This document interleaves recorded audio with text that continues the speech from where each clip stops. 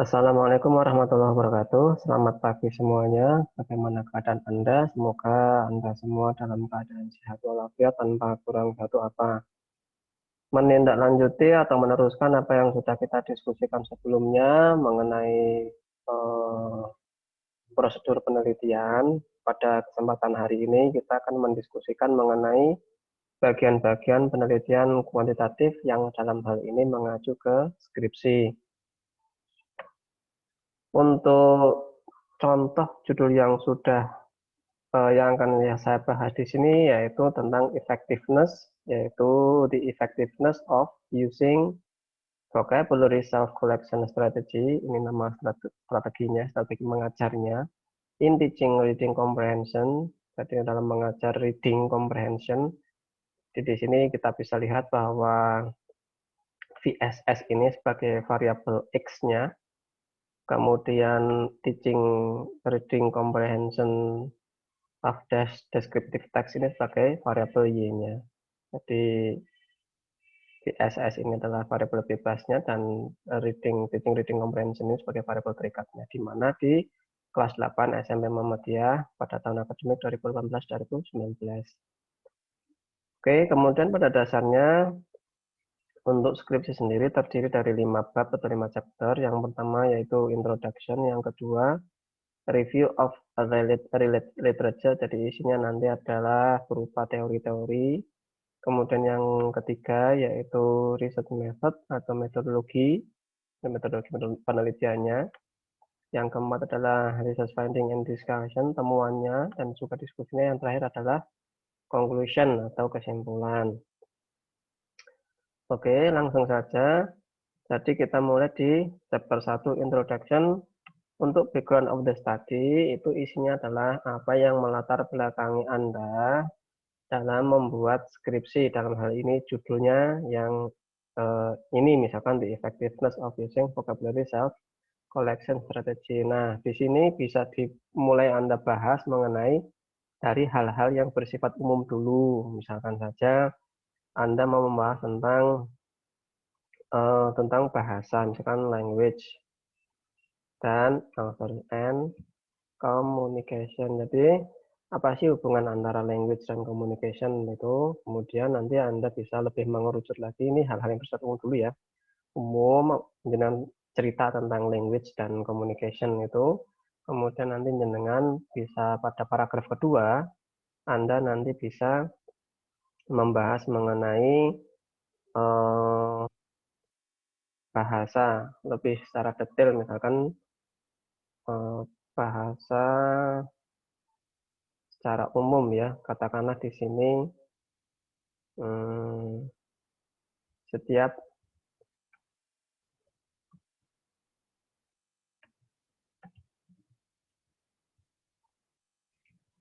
jadi setiap negara mempunyai bahasa, dan di sini jenengan juga bisa berbicara mengenai bahasa Inggris sebagai bahasa internasional, English as inter language. Nah, bagaimana Anda bisa memberikan statement bahwa English as international language? Nah, nanti jenengan bisa disertai bukti-bukti bahwa misalkan saja penggunaan bahasa Inggris telah digunakan secara multinasional, misalkan pada acara-acara internasional, misalkan SEA Games, misalkan olahraga, misalkan MotoGP, kemudian ada Olimpiade, kemudian ada pemilihan eh, misalkan Miss World dan lain sebagainya, gitu ya. Kemudian Anda juga bisa memberikan beberapa tambahan asumsi bahwa penggunaan bahasa Inggris itu telah menyebar sampai ke penulisan buku, karena pengetahuan atau ilmu pengetahuan kebanyakan ditulis dalam buku yang menggunakan bahasa Inggris sebagai bahasa pengantarnya. Nah, Anda juga bisa nanti berdiskusi atau membicarakan mengenai English as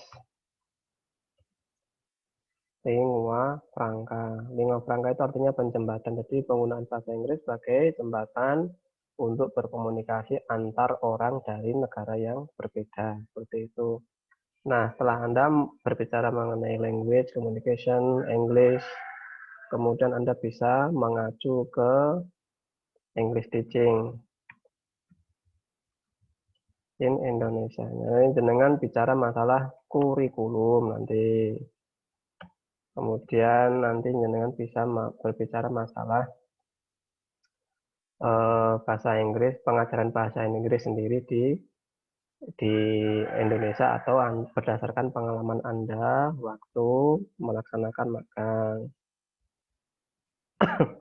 Nanti seperti apa, seperti itu ya.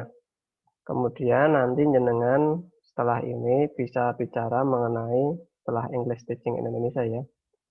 Nanti bisa berbicara mengenai problems faced by the student, misalkan seperti itu. Jadi masalah-masalah yang dihadapi oleh para siswa in learning English. Gitu. Seperti itu bisa. Kalau mau lebih detail lagi, di sini setelah English as lingua franca, nanti jenengan bisa membicarakan tentang pentingnya of learning and mastering English. Nah, ini betapa pentingnya belajar dan juga menguasai bahasa Inggris seperti itu. Setelah ini jenengan juga bisa mendiskusikan mengenai, kalau mau agak panjang ya ini ya, mendiskusikan mengenai ada 4 basic language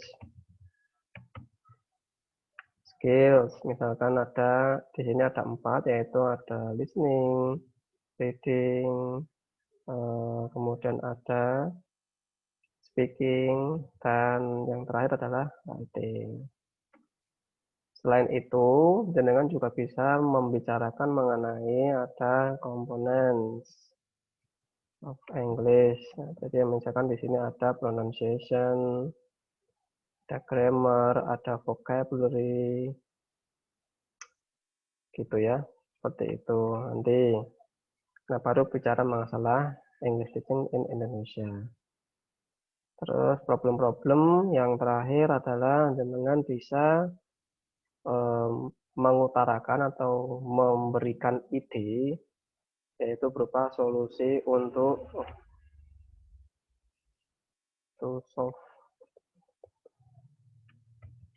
Nah, solusi untuk solve the problem nanti sebelumnya, setelah ini ada problem-problem, nanti jenengan bisa membicarakan mengenai basic problemnya atau problem yang ingin dipecahkan.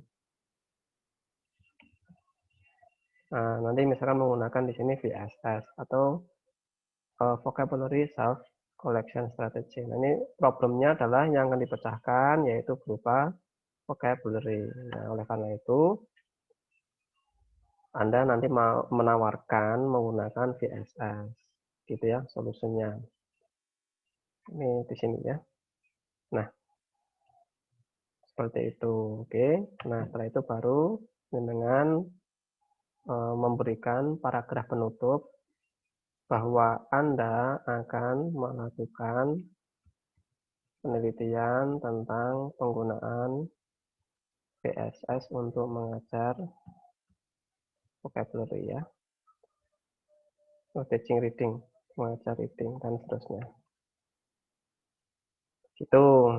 Itu adalah yang background of the study. Yang berikutnya adalah identification of the problem. Ini berisi masalah-masalah yang Anda temui selama Anda melakukan pengamatan. Ini bisa dari pengamatan, kemudian bisa juga melalui wawancara, misalkan wawancara dengan guru atau siswa, kemudian Anda juga bisa melakukannya. Oke, sebentar.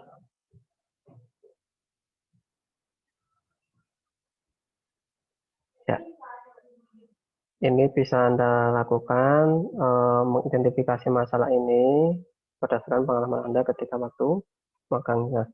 Di sini masalah yang Anda identifikasi ini tidak terbatas pada vocabulary saja, namun semua masalah yang teridentifikasi oleh Anda. Misalkan bisa ada grammar, kemudian ada speaking, ada vocabulary, kemudian nanti ada hal-hal yang berhubungan dengan psikologi, misalkan siswanya ribut, ada tidak ngadeke dan lain sebagainya. Nanti di sini semua masalah Anda cantumkan. Jangan lupa diberikan deskripsi atau penjelasan ya, ditambah dengan penjelasan. Supaya apa? Yang baca itu tahu, oh jenengan itu ngomong apa sih tentang grammar misalkan. Yang berikutnya setelah masalah-masalah tersebut Anda identifikasi, yaitu membatasi. Jadi Anda nanti membatasi masalah yang ingin dipecahkan. Nah, pembatasannya di sini hanya pada masalah yang berkaitan dengan vocabulary. Seperti itu. Oh, ternyata karena vocabulary itu urgent, maka saya ingin membatasi hanya pada vocabulary saja. Dan karena vocabulary itu nanti akan diajarkan pada reading ya, seperti itu. Yang berikutnya, statement of the problem. Untuk statement of the problem ini bentuknya adalah berupa pertanyaan. Misalkan, how is the students vocabulary mastery? Yang kedua, how is the students reading comprehension? Yang ketiga, is using VSS effective in teaching reading, dan seterusnya. Gitu ya. Jadi statement of the problem merupakan ini realnya ya, ini ancer-ancernya atau batasannya. Jadi nanti jenengan hanya ingin membatasi, hanya akan membahas mengenai students vocabulary mastery, kemudian hanya membahas mengenai reading comprehension-nya mereka, kemudian membatasi pada apakah penggunaan VSS efektif atau enggak. Cuma itu enggak usah membahas yang macam-macam. Jadi pembahasannya dibatasi pada 3 hal itu. Kemudian untuk objektif itu merupakan tujuan, yaitu tujuannya apa? Itu misalkan how is the student vocabulary mastery? Jadi tujuannya adalah untuk mengetahui the students vocabulary mastery. Misalkan ya, yang kedua adalah misalkan to measure, untuk mengukur the students reading comprehension. Yang berikutnya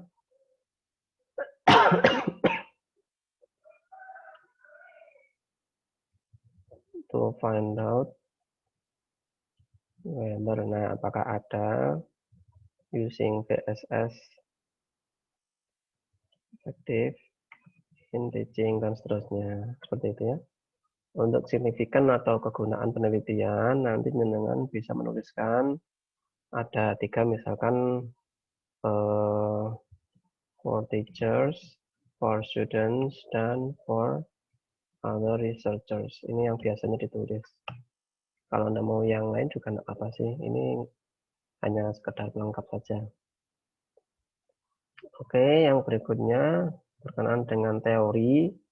Jadi pada intinya bab 2 itu ada 3 komponen, yaitu yang pertama basic teori, yang kedua adalah previous study, yang ketiga adalah hypothesis. Nah, di sini paling banyak itu berdiskusi atau mendiskusikan mengenai teori. Jadi di sana nanti jenengan harus bisa membahas mengenai teori apa saja yang terlibat dalam judul penelitian Anda.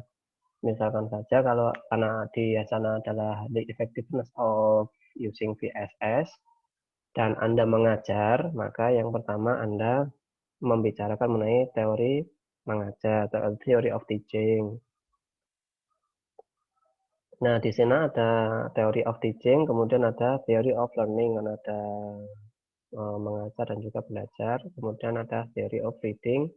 Kemudian ada juga theory of genre, ini harusnya ada ya. Theory of genre karena descriptive text itu bagian dari genre seperti itu. Kemudian di sini ada theory of, nah baru ini descriptive text, yang terakhir adalah theory of vocabulary self collection strategy seperti itu. Ini masih ada sub-subnya lagi. Jadi ini chapter, ini sub-chapter, ini sub-sub-chapter, ini ada subnya lagi, masih ada ya. Gitu. Ada beberapa teknik untuk citation atau pengutipan, misalkan saja seperti ini.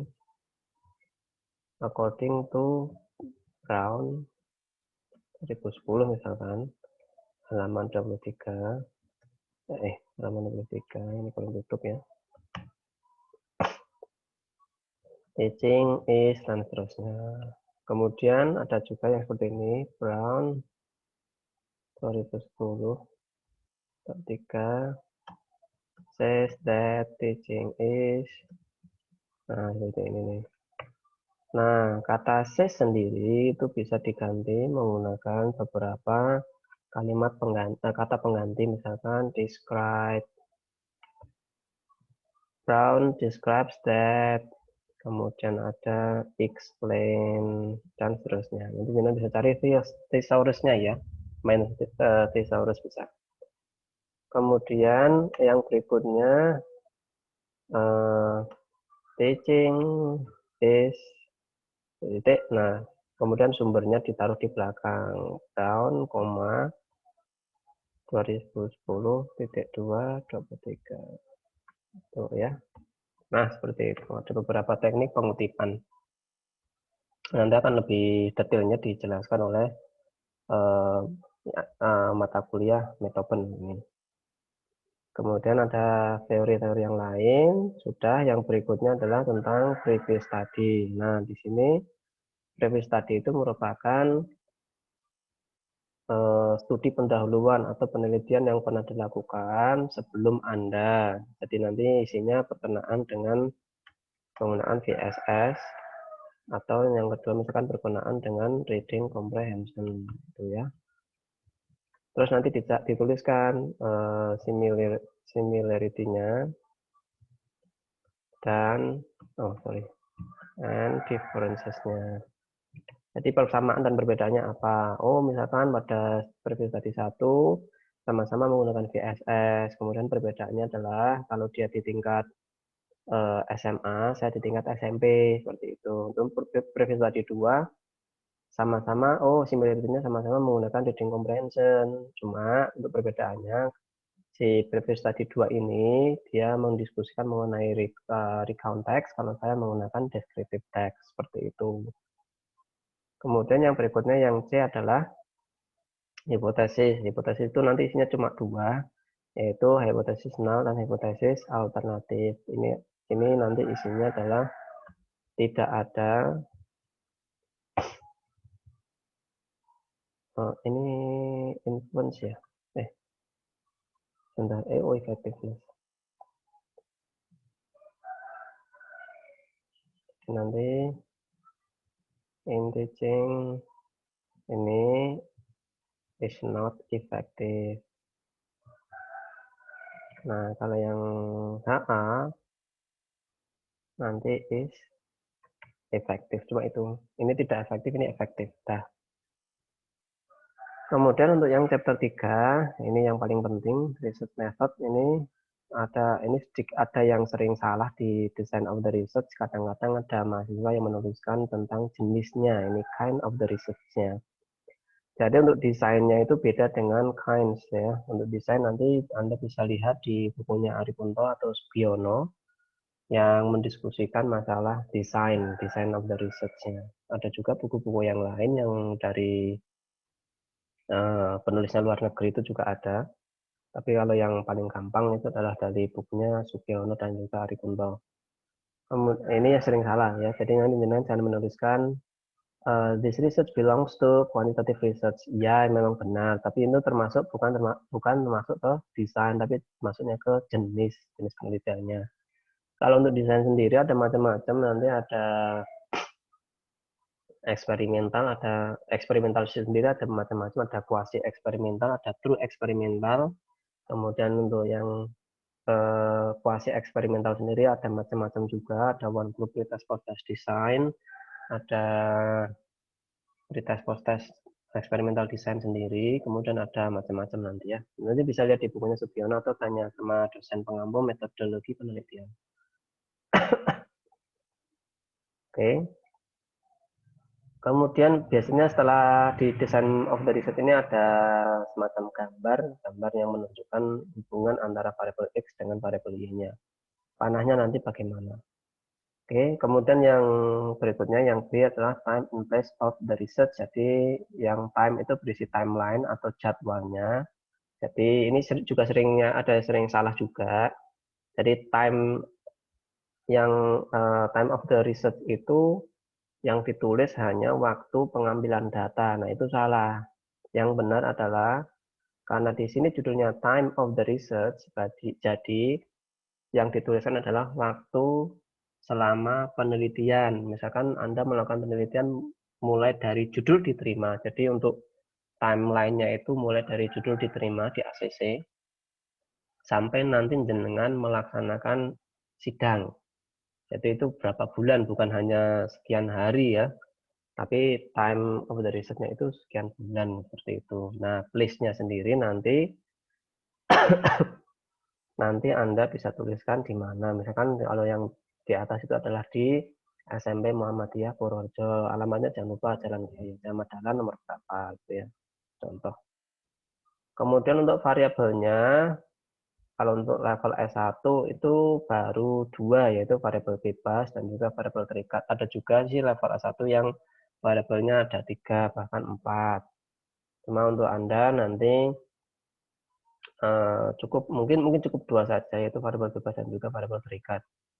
Gitu ya. Kemudian untuk yang population and sample ini berisi tentang penjelasan populasi dan sampel. Populasi itu jumlah keseluruhan siswa yang akan Anda teliti. Sedangkan sampel itu adalah perwakilan dari keseluruhan siswa tersebut. Nah, ini untuk mengambil sampel, menentukan jumlah sampel itu ada namanya teknik sampling. Nah, teknik sampling sendiri ada macam-macam. Ada simple random sampling, ada purposive sampling, ada snowball sampling, dan macam-macam. Nanti jenengan bisa mempelajarinya di mata kuliah metodologi penelitian. Kegunaannya apa saja dan teknik sampling yang tepat untuk penelitian saya itu apa. Nah, ini di sini nih, di teknik sampling. Baru nanti jenengan menentukan sampelnya. Sampelnya siapa saja, berapa anggotanya. Untuk research instrument, yang berikutnya ya, itu adalah alat yang digunakan untuk mengambil data. Dalam hal ini, misalkan saja karena vocabulary di sana ya, maka Anda nanti menggunakan tes tentang vocabulary. Berapa jumlahnya? Itu bisa 20, 25, 50 menyesuaikan. Kemudian tingkat kesulitannya bagaimana? Ya nanti juga menyesuaikan dengan yang di kurikulum di SMP seperti itu. Jangan lupa ya untuk research instrument ini harus ada namanya validity dan reliability. Nah, gitu. Kualitas dan juga reliabilitas. Nanti akan kita upek-upek di mata kuliah Metopen ini di sini. Oke. Terus yang berikutnya, technique of collecting data nanti bisa pakai pretest dan post-test. Oke, sebentar. Ini ngeriset lagi. Saya share dulu. Oke, di sini technique of collecting data nanti ada pretest post-test, tapi itu ya. Ini teknik atau cara untuk mengambil data, itu pakai pretest dan juga post-test. Kemudian untuk teknik of analyzing data di sini ada dua, yaitu descriptive analysis dan juga inferential analysis. Untuk descriptive analysis nanti ada mean atau rata, median nilai tengah, mode atau bahasa Indonesianya modus nilai yang paling sering muncul, rank itu data maksimal dikurangi data minimal, variance itu merupakan akar dari standar deviasi, dan standar deviasi simpangan baku. Itu ya, nanti akan kita pelajari ini, ada rumus-rumusnya. Kemudian ada inferential analysis itu ada ada tiga. Terdiri dari normality test atau uji normalitas, homogeneity test atau uji homogen. Ini hanya digunakan untuk penelitian tipe komparasi dan effectiveness dua kelas, gitu ya. Intinya membandingkan dua kelas yang berbeda. Ini homogenitas. Kemudian untuk test of hypothesis, nah ini nanti ada dua juga. Bila datanya berdistribusi normal, maka kita pakai rumus parametris. Nah, pakai statistik parametris. Kalau yang datanya nggak normal, nanti pakainya statistik non parametris. Seperti itu. Nanti ada rumusnya ya. Oke, setelah bab 3, sekarang kita ke bab 4, yaitu research finding and discussion. Ini hanya sekedar research finding saja, jadi berisi data description. Data description itu nanti nilai-nilainya para siswa yang telah mengikuti baik pre-test maupun post-test.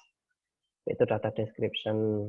Kemudian data description yang kedua adalah belum ding, yang ini data analisis. Untuk data analisis nanti hasil dari perhitungan-perhitungan yang di sini nih ada descriptive analysis dan juga ada inferential analysis, ada itu di sini di data analisis. Hasil-hasil perhitungan nanti dimasukkan sini semua. Ini rumusnya, kalau ini hasil perhitungannya yang di bab 4. Nah, untuk discussion sendiri, nanti jenengan hanya mendiskusikan atau menjelaskan apa sih tentang data description dan juga tentang data analisis mengenai angka-angka yang ada di sini itu maksudnya apa. Kalau yang di bagian research finding itu hanya angka-angka saja. Kalau ini discussion adalah penjelasan, maksudnya dari angka. Misalkan min-nya itu 76. Nah, maksud dari 76 itu bagaimana? Apakah termasuk tinggi, rendah, atau sedang, dan sebagainya. Itu nanti di discussion ini ya. Yang terakhir adalah, di data analisis nanti juga boleh mencantumkan ini ya, hasil perhitungan test of hypothesis, apakah HO-nya diterima atau HA diterima. Itu masuk ke conclusion nanti. Jadi di sini dituliskan, maksudnya dituliskan hasil perhitungannya. Nah, untuk yang conclusion cuma ini sih, jawaban dari research apa tadi ya, bab 1. Nah, statement of the problem. Jadi jawaban dari ini. Oke. Nah, nanti dijawab bagaimana sih vocabulary siswa. Ternyata rendah. Bagaimana sih student reading comprehension siswa? Ternyata sedang. Apakah efektif? Nah, ini dijawab. Apakah HO diterima atau HA diterima di sini. Efektif enggak? Iya. Kenapa dikatakan efektif? Karena berdasarkan perhitungan, maka dan seterusnya ya. Untuk suggestion atau saran hanya ini saja sih, sekedar tulisan saja dari hasil pertemuan itu, maka jenengan bisa memberikan saran baik untuk guru, siswa maupun pihak-pihak yang terlibat. Seperti itu ya, sudah selesai. Apabila ada pertanyaan nanti bisa ditanyakan di grup. Oke, terima kasih. Assalamualaikum warahmatullahi wabarakatuh.